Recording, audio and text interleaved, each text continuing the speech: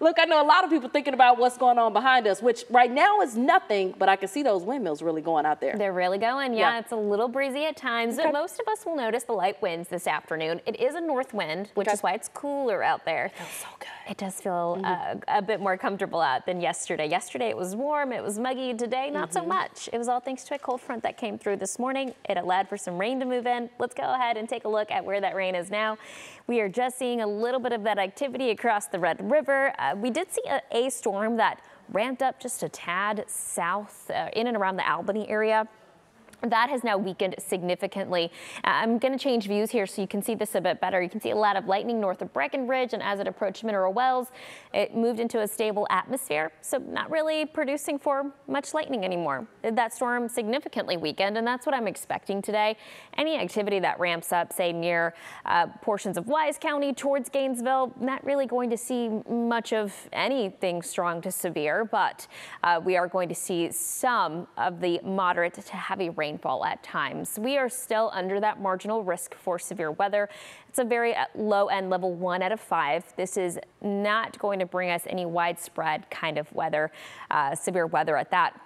What we're going to notice is that any storms that move into this area could ramp up briefly, but then very quickly fizzle out. Now, tomorrow, that threat shifts to the Metroplex and area south, south and east, all as a front moves its way back towards the south.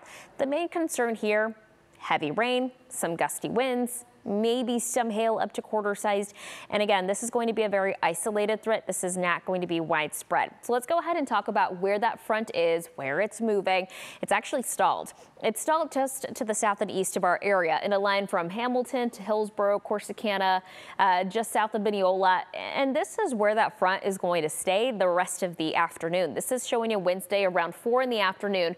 Notice our rain coverage dropping significantly, only to about 20% coverage. We may see a little shower popping up here and there, but most of the activity will stay north along and north of the Red River.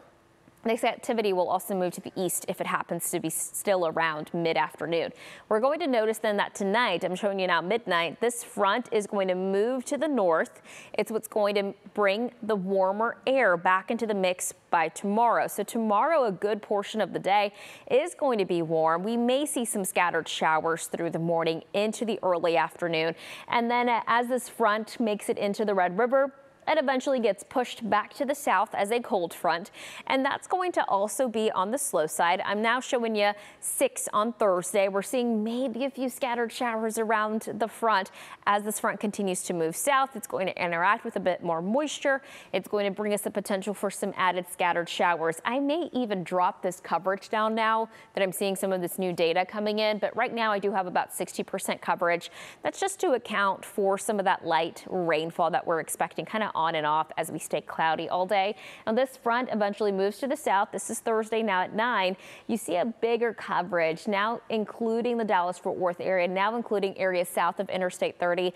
It's not going to be a lot of rain for us. We're going to pick up maybe a quarter of an inch. Any storm that is slightly ramped up could get close to half of an inch.